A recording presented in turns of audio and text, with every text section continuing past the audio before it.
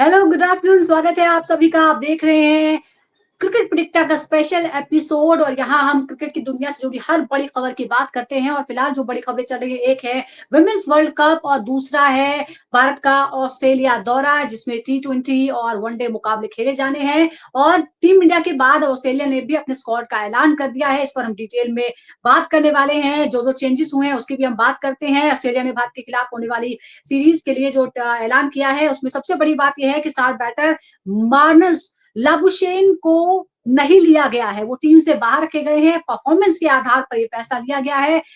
और Australia team के लिए अच्छी खबर है कि मिचेल मार्श वापसी कर रहे हैं लंबे अरसे के बाद। ये ऑस्ट्रेलिया के लिए अच्छी खबर है, लेकिन भारतीय टीम के लिए अच्छी खबर नहीं है। भारतीय टीम के लिए अच्छी खबर ये है कि दो जो बड़े बल्लेबाज हैं वो फिलहाल इस टीम में शामिल नहीं है। ये थोड़ा सा राहत दे सकता है। पैट कमिंस और ग्लेन मैक्सवेल जो है वो चोट की वजह से टीम से बाहर है, तो ये थोड़ी सी राहत जो है वो इंडिया टीम के लिए नजर आ रही है। इन दोनों ही की अगर हम बोले तो 19 अक्टूबर से इसकी शुरुआत होने वाली है। पर्थ में पहला मुकाबला खेला जाएगा। ऑस्ट्रेलिया ने 3 वनडे और पहले 2 T20 के लिए अपनी टीम का ऐलान किया है। और इस दौरान आपको बता दें कि टोटल 3 वनडे और 5 T20 के मैचेस खेलने जाने हैं। लाबुशेन को बाहर क्यों रखा गया है? क्योंकि पिछले 10 पारियों में सिर्फ 47 रन का बेस्ट इनिंग उनका सामने आया है, यानी फॉर्म के आधार पर ही उन्हें बिठाया गया है। वैसे अगर हम भारत की बात करते हैं तो एक बार रिकॉर्ड का भी जिक्र कर देते हैं। लगभग 5 साल बाद ऑस्ट्रेलिया में वनडे सीरीज खेलने जा रही है इंडियन टीम। आखिरी बार 2020 में टीम ने ऑस्ट्रेलिया में सीरीज खेली थी। 3 मैचों की ये सीरीज थी, जिसमें ऑस्ट्रेलिया ने 2-1 से जीत दर्ज की थी। शुरुआती 2 मुकाबले ऑस्ट्रेलिया जीता था, लेकिन तीसरा जो मैच था आखिरी, भारत ने कैनबरा में आखिरी मैच को 13 रनों से जीता था। पहले वनडे में ऑस्ट्रेलिया ने भारत के खिलाफ 6 विकेट पर 374 रन बनाए थे और दूसरे जवाब में भारतीय टीम 308 पर आउट हो गई थी। 66 रन से हारी। दूसरे वनडे में ऑस्ट्रेलिया ने 389 रन ठोके, यानी हाई स्कोरिंग मैचेस जो रहे हैं। इस बात का भी जिक्र हमें करना होगा, आज भी हम इस पर बात करेंगे। भारतीय टीम फिर 338 तक पहुंची, लेकिन 51 रन पीछे रह गई। लेकिन आखिरी मुकाबला जो था वो जीता था। रोहित और विराट उस टीम में शामिल थे। अच्छी बात यह है कि वो दोनों इस टीम में भी शामिल हैं। हालांकि रोहित की भूमिका थोड़ी सी बदल गई है। पूरे अगर हम पिछले 10 मैचों की बात अगर हम करते हैं तो मुकाबला जो है वो लगभग बराबरी का नजर आता है भारत और ऑस्ट्रेलिया के बीच। अगर हम ओडीआई की बात करते हैं तो भारत ने पिछले 10 में से 4 मुकाबले जीते हैं, जबकि ऑस्ट्रेलिया ने 6 जीते हैं। अगर हम T20 की बात करें तो यहाँ भारत का पलड़ा बहुत ज्यादा भारी नजर आता है और वो बताता है कि भारतीय टीम T20 की बेस्ट टीम है। इंटरनेशनल 10 में से 7 मुकाबले भारत ने जीते हैं, 2 ऑस्ट्रेलिया ने जीते हैं, एक का कोई नतीजा नहीं रहा है। तो हम इन सब की डिटेल में बात करते हैं। अगर हम 2 खिलाड़ियों की बात करते हैं, खासतौर पर विराट और रोहित शर्मा की, तो विराट ने ऑस्ट्रेलिया में 29 वनडे में 1327 रन बनाए हैं। रोहित ने 30 वनडे में 1328 रन बनाए हैं। दोनों के नाम 5-5 शतक है। तो ये बताते हैं कि ये दोनों बड़े खिलाड़ी कैसे बने, स्टार खिलाड़ी कैसे बने, क्योंकि ऑस्ट्रेलिया, इंग्लैंड कुछ ऐसी जगहों में शामिल है जहां पर जो खिलाड़ी परफॉर्म करता है उसके लिए वाकई बहुत ज्यादा स्किल की डिमांड होती है, क्योंकि परिस्थितियां बहुत अलग होती हैं। और वहीं जाकर एक स्टार खिलाड़ी का जो तमगा है वो भारतीय खिलाड़ियों को मिलता है। एवरेज की बात करते हैं तो रोहित का 53.1 रहा है एवरेज और विराट का रहा है 51.03, यानी मुकाबला बराबरी का है। लेकिन रोहित शर्मा थोड़ी सी एज जो है विराट कोहली पर लेते हुए यहाँ पर नजर आ रहे हैं। इसके अलावा वुमेन्स वर्ल्ड कप की हम बात करेंगे। जिस तरह से साउथ अफ्रीका को जीत मिली है न्यूजीलैंड पर, न्यूजीलैंड ने शुरुआत की थी अच्छी, लेकिन उसके बाद टीम बिखर गई। क्या कारण रहे इस पर हम डिटेल में बात करेंगे, आज की भी बात करेंगे। लेकिन आपके हम पहले इंट्रोड्यूस करते हैं हमारे जो खास मेहमान हमारे साथ जुड़ गए हैं। सबसे पहले हमारे साथ जुड़ गए हैं पूर्व भारतीय क्रिकेटर और 1983 वर्ल्ड कप विजेता टीम के सदस्य मदन लाल जी, साथ ही क्रिकेट स्कॉलर सूर्य कारा भी हमारे साथ जुड़ेंगे। पहले मदन लाल साहब, बहुत बहुत स्वागत है आपका। और thank you very much. Thank you Raja ji, Australia दौरे के लिए टीम इंडिया का तो ऐलान पहले ही हो चुका है। अब ऑस्ट्रेलिया टीम ने भी ऐलान कर दिया है, अपने अपने स्क्वाड का ऐलान कर दिया है। मिचेल मार्श की वापसी हो रही है। Mitchell Starc, Josh Hazlewood, Travis head जैसे खिलाड़ी भी शामिल है। क्या आप बता सकते हैं कि इस लाइनअप में कौन सी गेंदबाजी और बल्लेबाजी की जो जोड़ी होगी वो भारत के लिए सबसे बड़ी चुनौती हो सकती है? देखिए सुजाता, बात पता क्या है कि Australia is very strong team and और हमेशा उन्होंने घर पे हम जो रिजल्ट है उनकी फेवर में ही जाते हैं, क्योंकि they are used to the condition but भारतीय टीम ने भी पिछले कई सालों से 5 से 10 सालों से काफी अच्छा प्रदर्शन किया है। बाकी देखिए जो स्टार खिलाड़ी है जोश हेजलवुड और स्टार्क, ये एक मैच विनर प्लेयर है। पैट कमिंस जो नहीं खेल रहे और उसका नाम है ग्लेन मैक्सवेल, ये भी एक, दोनों जो खिलाड़ी है ये एक मैच विनर है, बट वो इंजरी की वजह से वो टीम में शामिल नहीं है। पर मिचेल मार्श के साथ जो कैमरन ग्रीन भी है और कई कैरी है विकेट कीपर, जो हमेशा उन्होंने रन बनाया, अपनी टीम को जिताया। ओवरऑल अगर पिक्चर देखी जाए, ऑस्ट्रेलिया ने जो टीम अनाउंस की है काफी अच्छी है और काफी स्ट्रांग टीम है आप कह सकते हैं। और देखिए बात एक आ जाती है कि इंडियन टीम जब जाएगी तो जल्दी से जल्दी उनको जो क्लाइमेट कंडीशन है उनको अडेप्ट करना पड़ेगा। मेरा कहना ये नहीं है, वेदर की नहीं मैं बात कर रहा, मैं बात कर रहा हूँ कि विकेट्स की। पर्थ में पहला मैच है, पर्थ में जो मैच है वो एक अच्छी बाउंसी विकेट रहती है, बट भारत का प्रदर्शन वहां भी काफी अच्छा रहा है। पर पहले मैच में जल्दी से जल्दी कंडीशन के अडेप्ट करना बड़ा जरूरी रहता है, ताकि आप एक कहते हैं ना मोमेंटम आपके साथ चले।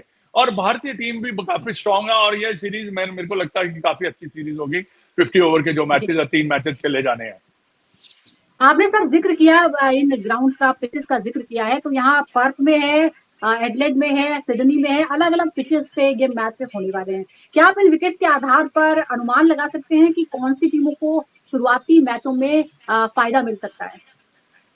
देखिए नॉर्मली ऑस्ट्रेलिया में जो विकेट है, जो आपने रन गनाए हैं 380 340, ये सब जितने भी रन है, इसका कारण ये है कि वो जो ऑस्ट्रेलिया की विकेट है काफी अच्छा बाउंस रहता है इनमें, तो शॉट्स खेलने का काफी मौका मिलता है प्लेयर्स को, इसलिए इतने काफी रन भी बनते हैं। अनलेस जो टीम जो है जल्दी कोलैप्स हो जाए तो वो अलग बात है, पर नॉर्मली यहाँ पे रन बनते हैं। एडिलेड की विकेट बहुत अच्छी है बैटिंग के लिए। पर्थ की जो विकेट है इसमें थोड़ा सा कैरी काफी ज्यादा होता है, और तीसरी विकेट जो है सिडनी, ये थोड़ा सा स्पिन को भी फेवर करती है। तो तीनों जगह जहां पे मैचेस हो रहे हैं, इसमें आप कह सकते हैं कि 5% जो एडवांटेज है पर्थ में। बाकी दोनों विकेट जो है कोई प्रॉब्लम भारतीय टीम को नहीं आनी चाहिए, पर पर्थ में भी हमने मैचेस जीते हैं।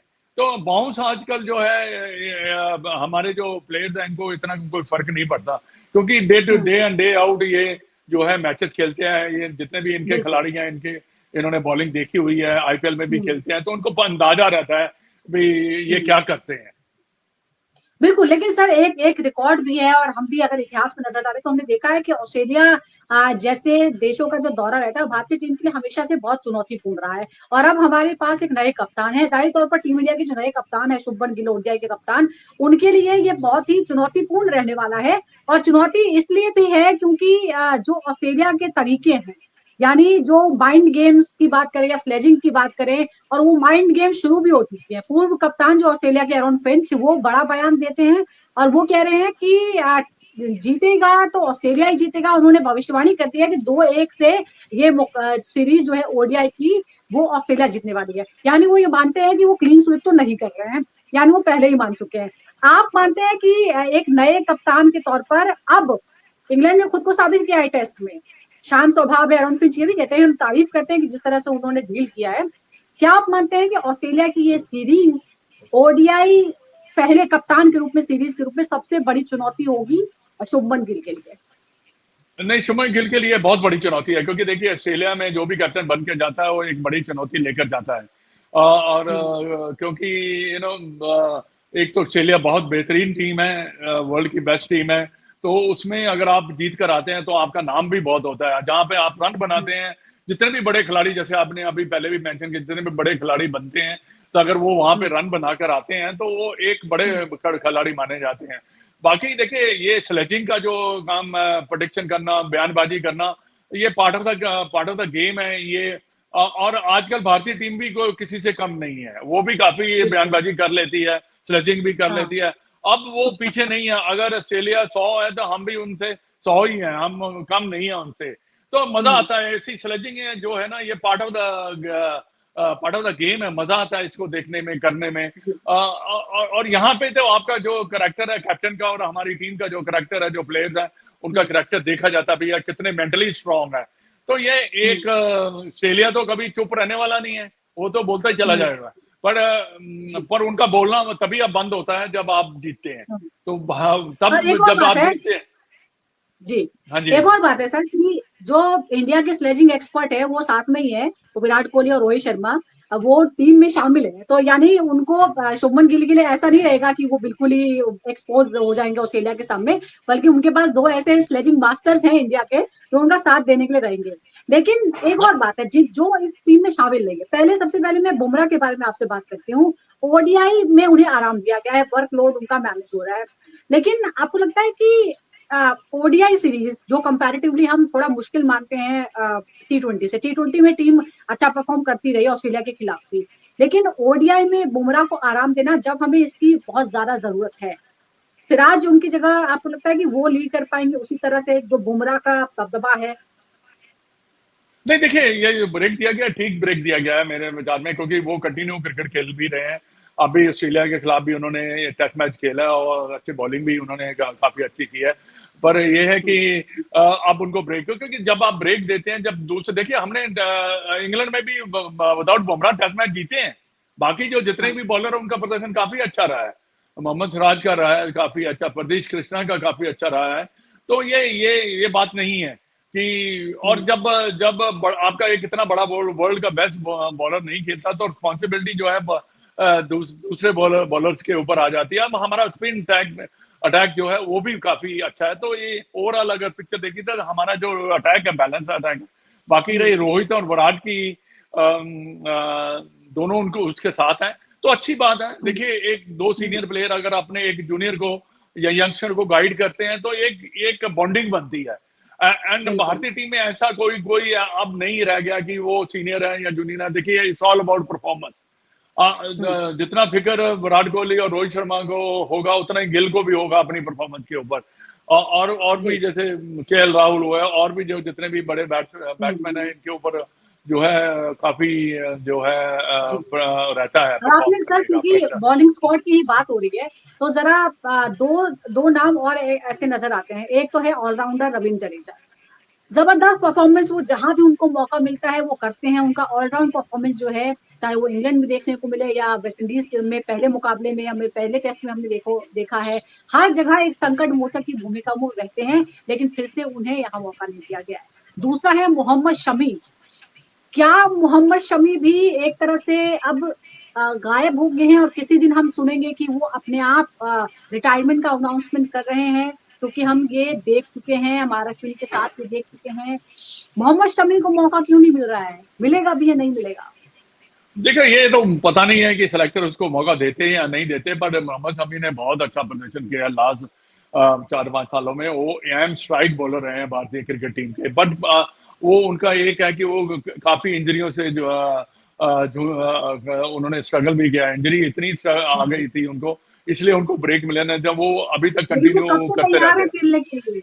इंजरी से तो ठीक हो गए, वो अब कब से तैयार बट है? देखिए, हाँ तैयार तो हैं, बट देखिए there is lot of youngster are coming. तो ये मौका यंगस्टर को भी दिया जा रहा है साथ साथ। मोहम्मद शमी के बारे में तो सबको मालूम है कि is the best, but still I think अगर किसी दूसरे बॉलर को अगर आप मौका दे रहे हैं तो उसको भी एक जो है परफॉर्म करने का एक अगेंस्ट ऑस्ट्रेलिया मौका मिलेगा। दूसरी बात है कि जडेजा की, मेरे को लगता है कि जडेजा को भी ब्रेक दिया गया, क्योंकि वो भी काफी कंटिन्यू क्रिकेट जो है खेल रहे हैं। बट उसको मिस जरूर करेंगे क्योंकि इज ऑलराउंडर। क्योंकि ऑलराउंडर का ये है कि वो भूमिका ऐसी निभाता है कि चाहे वो बैटिंग हो चाहे वो बॉलिंग हो, किसी हर डिपार्टमेंट में, चाहे फील्डिंग हो, हर डिपार्टमेंट में वो टीम का जो किरदार है जीतने वाला वो बना के रखता है। तो ये मिस तो करेंगे, but you have to look head and. बिल्कुल, ये पैट कमिंस और ग्लेन मैक्सवेल का ना होना, आपको लगता है कि ये थोड़ी सी राहत की बात है टीम इंडिया के लिए? हाँ राहत की बात है, बिल्कुल राहत की बात है। देखिए दोनों पैट कंपनी ने बहुत ही अच्छे रिजल्ट दिए हैं, और Glenn Maxwell on end of रहा है। इसका जरा कभी पता नहीं लगता कि कब ये रन बनाएगा कब नहीं बनाएगा। आपने भी आईपीएल में देखा होगा, कई बार बहुत जबरदस्त इनिंग खेल जाते हैं, और कभी कभी ऐसे आउट होते हैं कि अपनी टीम को भी लेट डाउन करते हैं। पर ये बात है कि जब भी वो खेलेगा, अगर वो 3 ओडीआई खेलता है, अगर एक आधा ओडीआई भी जीत जाता है तब भी वो A+ है। क्योंकि ये ऐसे प्लेयर जो होते हैं ये आपको मैच ही जिताते हैं। तो मिस तो जरूर करेगा ऑस्ट्रेलिया, बट डेफिनेटली उनके लिए भी यंगस्टर को चांस देना बहुत बड़ी बात है, क्योंकि उन्होंने भी तो अपनी वर्ल्ड कप के लिए टीम बिल्ड करनी है। जी।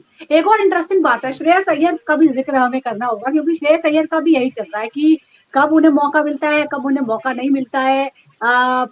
ओडीआई के लिए उन्हें बना जाता है उपकप्तान, टी20 में फिर उन्हें मौका नहीं मिलता। जबकि हम ये देख रहे हैं कि आईपीएल में यानी टी20 टीम्स में ही उनका प्रदर्शन सबसे शानदार रहा है, कप्तान के रूप में भी शानदार रहा है।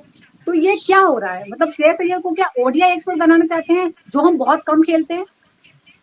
और जैसे टीम की सिलेक्शन होती है तो ऐसा ही लगता है कि उनको 50 ओवर का जो है एक्सपर्ट बनाना चाहते हैं। बट ये है कि ये 20 में ना आना भी एक हैरानगी वाली बात है, क्योंकि वो आईपीएल में तो उनका प्रदर्शन बढ़ा रहा है, लीड भी करते जी। हैं किंग 11 पंजाब किंग्स 11 को। तो ये एक हैरानगी वाली बात जरूर है। बट अभी उसके बाद मौका है 50 ओवर में, अगर वो अच्छा प्रदर्शन करता है तो वो तो खेलता ही हुँ। 50 ओवर भी वो 20 क्रिकेट की तरह ही खेलता है, काफी फास्ट खेलता है।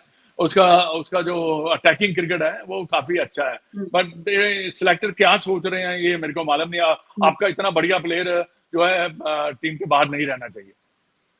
बिल्कुल, ये बहुत ही जो परम्यूटेशन कॉम्बिनेशन बैठाया गया है, थोड़ा-सा तो कॉम्प्लिकेटेड लग रहा है। चलिए अब वुमेन्स वर्ल्ड कप की बात कर लेते हैं, जहाँ सोमवार की को जो मुकाबला हुआ उसकी हम बात करते हैं। सोमवार को जो मुकाबला हुआ है उसमें साउथ अफ्रीका ने न्यूजीलैंड को 6 विकेट से हराकर टूर्नामेंट में अपनी पहली जीत दर्ज की। इंदौर के होलकर स्टेडियम में खेले गए इस मैच में अफ्रीका ने पहले 232 रन का टारगेट बनाया था सिर्फ 40.5 ओवर में। 1 मिनट।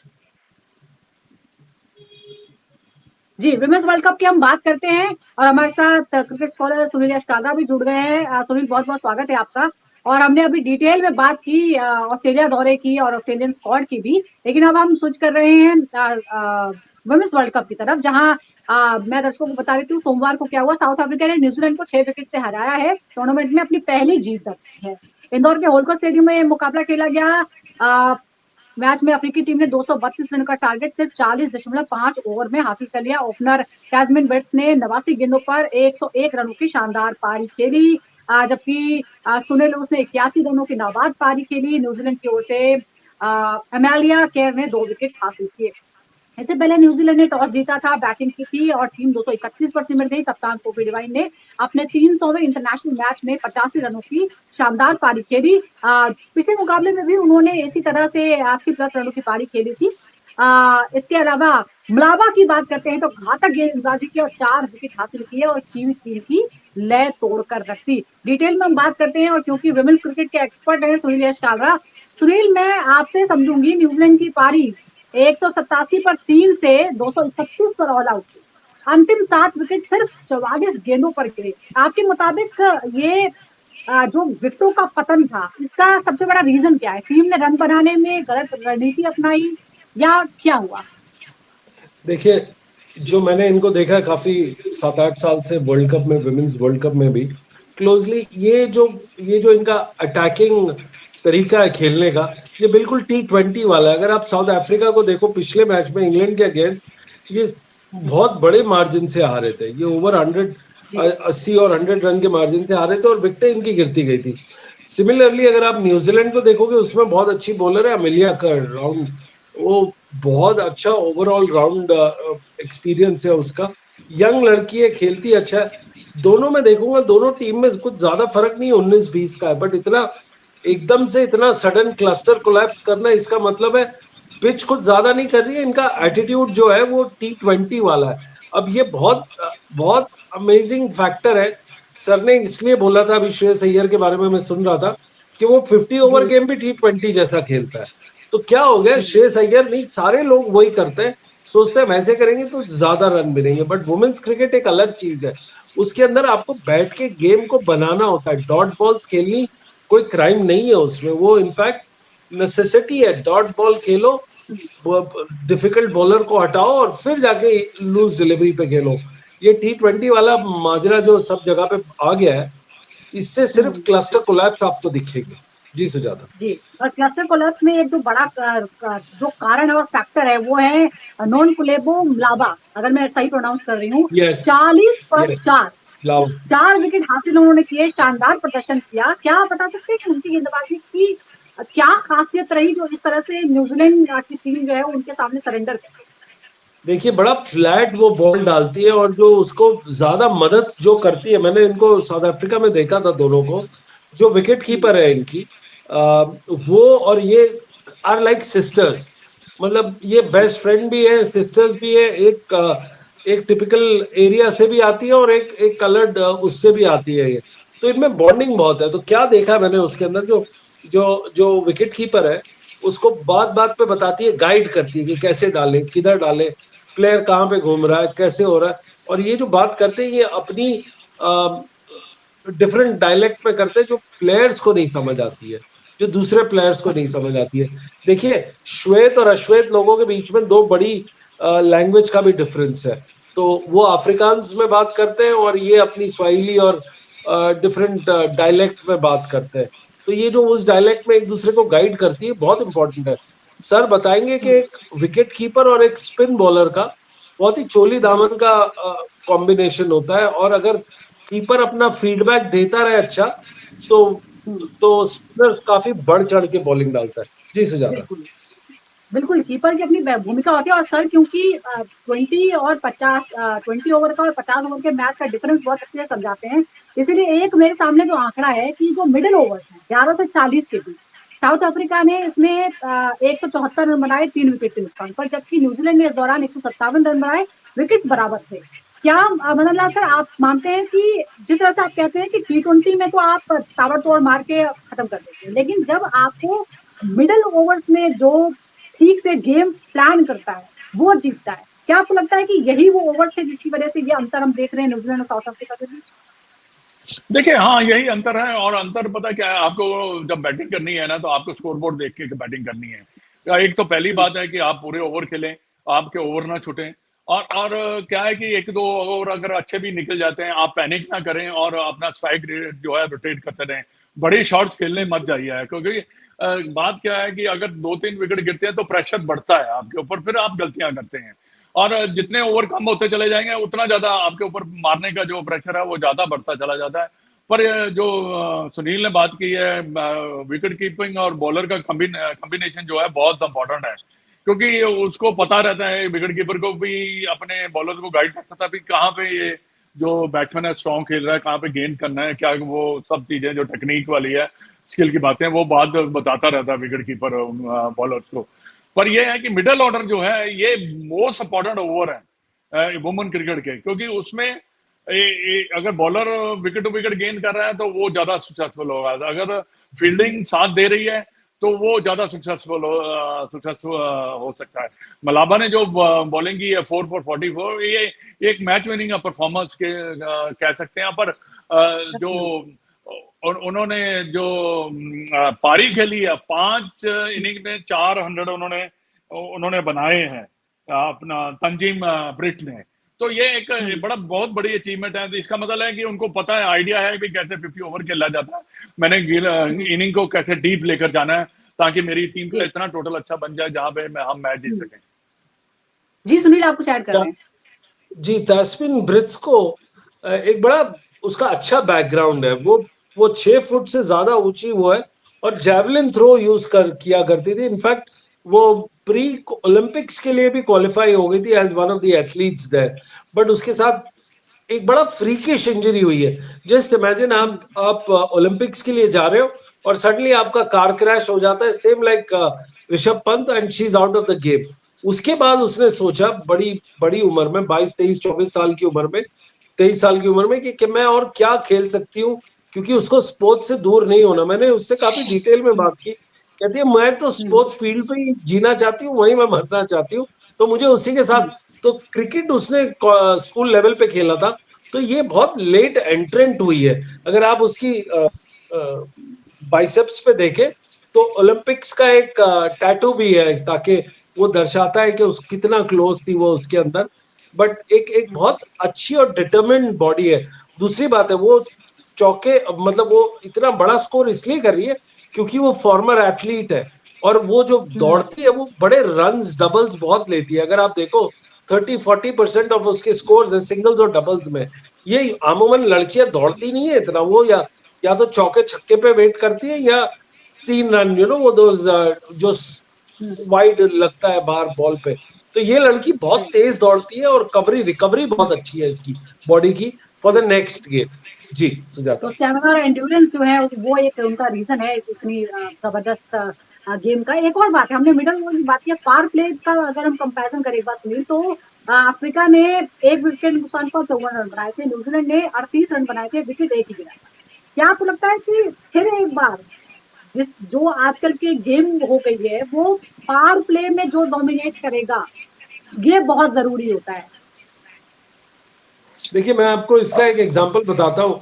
जो साउथ अफ्रीकन टीम है, अगर आप पहले देख लें, लॉरा वुलवर्ट को देख लें, तस्मीन को देख लें, सुने लूज को देख लें, ये मर्जिन का, ये आगे जाके मतलब पावर प्ले में डोमिनेट तो करते हैं बट क्रिकेटिंग शॉट्स भी खेलते हैं। सुने लूज बहुत अच्छी स्पिनर है, इसको ये नया रोल मिला है जिसमें ऊपर आके वो अपनी अच्छी बैटिंग की वजह से इधर उधर कर लेती है। तो मुझे वो बहुत अच्छी वो लगता है। ये रोल दीप्ति शर्मा कुछ टाइम पहले इंडिया के लिए करती थी, but Deepti Sharma maybe of the weight issues, maybe of the performance issues, वो ये रोल से नीचे करती करती है, तभी हरलीन देओल को लोगों ने ऊपर वाले किया। बट ये बहुत अच्छी बात है और ये मैं मानता हूँ वुमेन्स क्रिकेट का एक अलग ट्रेजेक्ट्री होती है। जो 80% ऑफ द स्कोर होता है ये आपके टॉप 5 बैटर्स बनाते हैं। आप पिछले 5 साल का इतिहास उठा के देख लो, top 5 batters will score 80% of the score. उसमें कोई आपके पास डीप टेल नहीं होनी चाहिए, वो जो होता है खाना पूर्ति होती है। इसमें आपके पास 5 स्पेशलिस्ट बैट्समैन होते हैं, छठा आपके पास एक ऑलराउंडर स्लैश विकेट कीपर होता है, और फिर आपके पास बॉलर्स होते हैं जो स्पेशलिस्ट है। इसमें वो नहीं है कि जैसे इंडियन क्रिकेट टीम में कि 8 डीप बैटिंग भी है, फिर कोई बॉलिंग भी कर लेता है, 2-4 ओवर शिवम दुबे और वो वाले कर लेते हैं। बस हाँ, एक चीज जो इंडिया को प्रॉब्लम देती है जब मैं ये पूरा वर्ल्ड देखता हूँ, कि इंडिया के पास एक फास्ट बॉलर नहीं है। जिस दिन फास्ट बॉलर आ गया जो एक्सप्रेस पेस के साथ करे, मतलब जो स्मृति मंदाना का female version of a fast bowler, तब इंडिया वर्ल्ड कप की आप देखना कैसे चैंपियनशिप की दड़ी लग जाएगी आपके पास। जी सुनील, आप क्रांति गौड़ के बारे में कुछ कहना चाहेंगे? देखिए क्रांति गौड़ नया प्लेयर है, वो मतलब अरुंधति रेड्डी की जगह पे आई है। झूलन गोस्वामी के गए में 1 साल हो गया, पर अभी तक आपके पास पेस वो नहीं था। आपके पास सिंह एक बॉलर थी, शोना सिंह, बहुत अच्छा बॉलिंग करती थी, बट वो थोड़ी स्लो होती गई है। एज 30 पार करते फास्ट बॉलर गर्ल्स में थोड़ा एजेड हो जाता है, अनलेस यू आर मैरिजिन कैप, जो बहुत ही मैन लाइक कॉम्बैटिव लड़की है, जो लड़ लेती है किसी से भी और डालती उतनी पेस से, बैटिंग भी वैसे करती है। तो इंडिया के पास गॉड डालती है, विकेट नहीं लेती। सामने वाला गलती करता है तो उसको विकेट मिलती है। विकेट लेना, बनाना और मिलना, तीनों में फर्क है।